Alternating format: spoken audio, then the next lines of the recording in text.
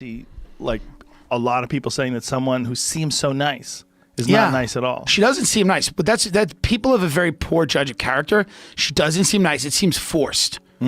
People that are like that all the time, she doesn't seem nice. It's very forced. And whatever, you're allowed to right? You're allowed to be nasty to people. You're accomplished. You're a comedian. You did the whole thing. There is an attempted comeback by somebody who did not cross one of those fateful lines of the misstepping on their sacred cows of gender or race or sexuality. Yeah. But she was said to be a nasty biatch, and that's Ellen DeGeneres.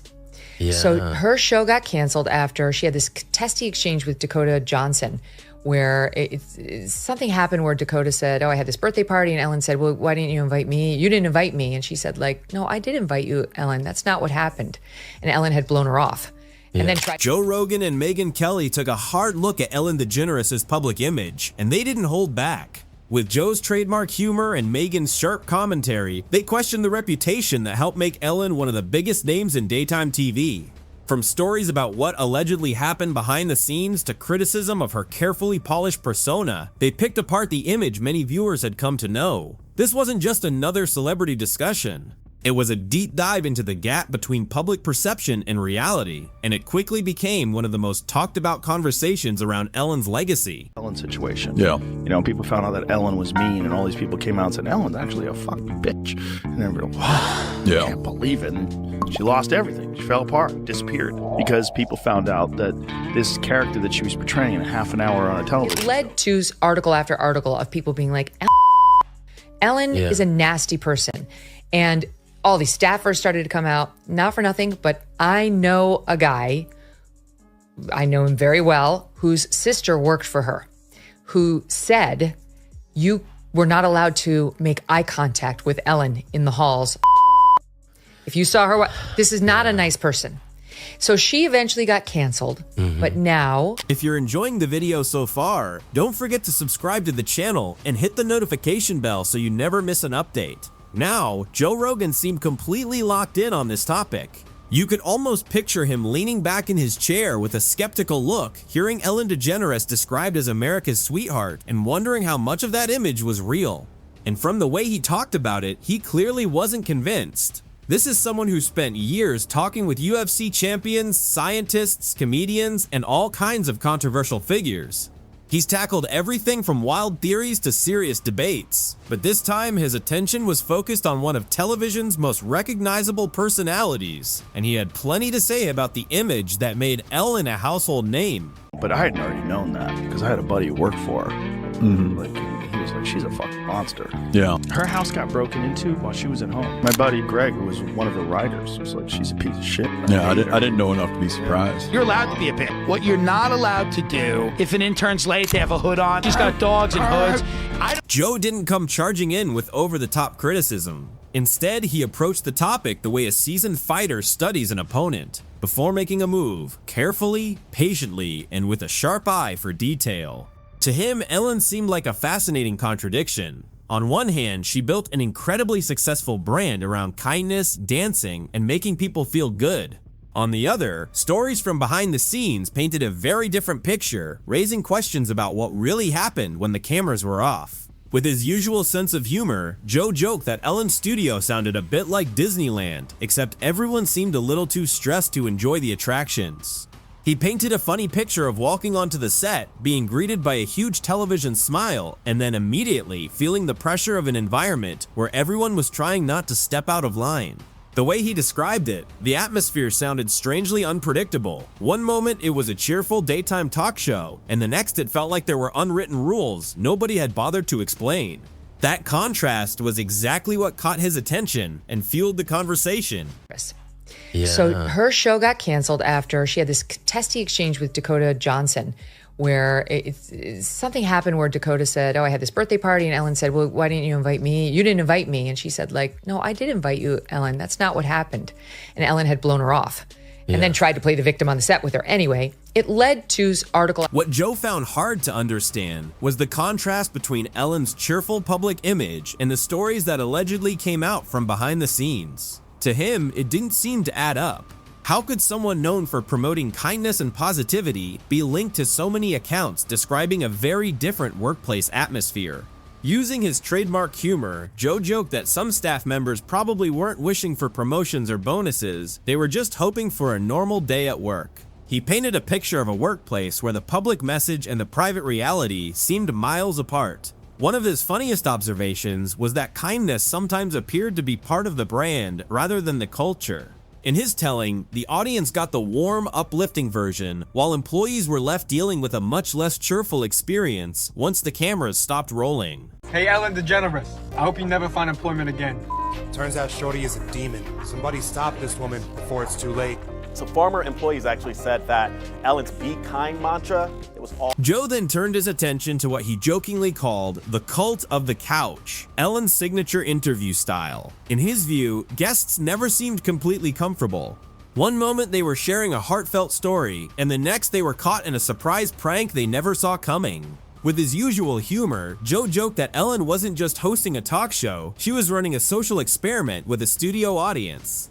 He imagined guests constantly staying on alert, never knowing when a simple conversation might turn into an unexpected spectacle. Rogan argued that the gap between Ellen's public image and the stories that surfaced behind the scenes was what made the situation so fascinating. To him, watching that carefully crafted brand unravel felt both surprising and inevitable.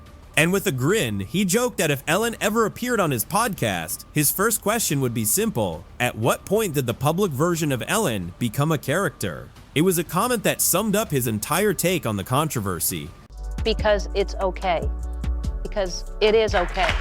Ellen appeared on the cover of Time, where she actually came out as an openly gay woman, and it was incredibly courageous back then, even though she did get some support. Unfortunately, during that time, America was not ready to watch an openly gay woman on a sitcom. The ratings declined in 1998. It was eventually canceled. I was not told that it was canceled. I was told through an assistant who read it in the trades. Just when it seemed Joe had said it all, he shifted to one of Ellen's most famous trademarks, her surprise pranks.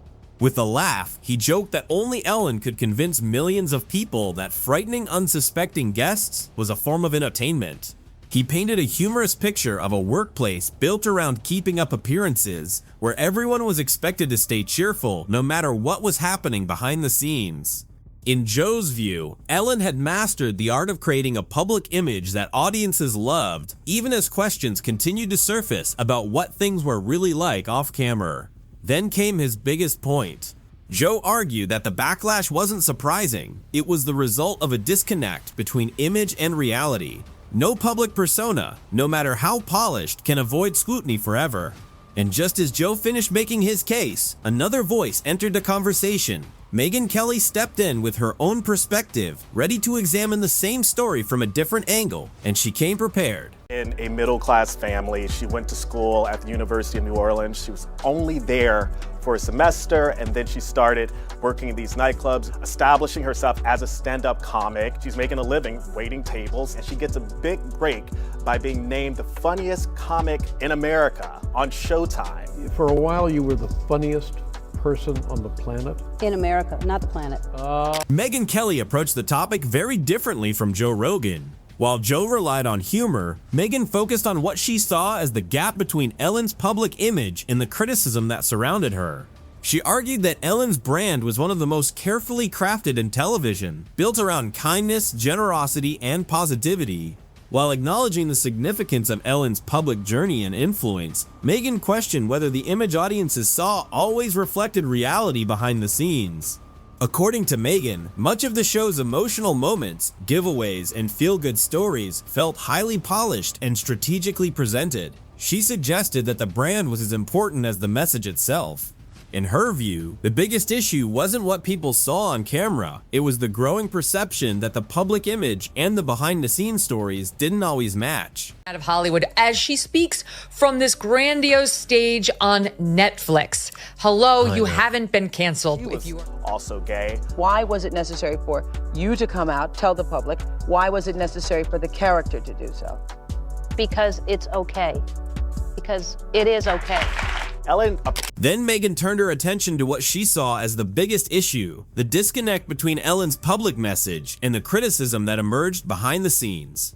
She argued that while Ellen built her brand around kindness and supporting others, former staff and industry stories painted a much more complicated picture. In Megan's view, protecting the image often seemed to take priority over addressing the concerns being raised. She also questioned whether the show's carefully polished feel left much room for genuine authenticity.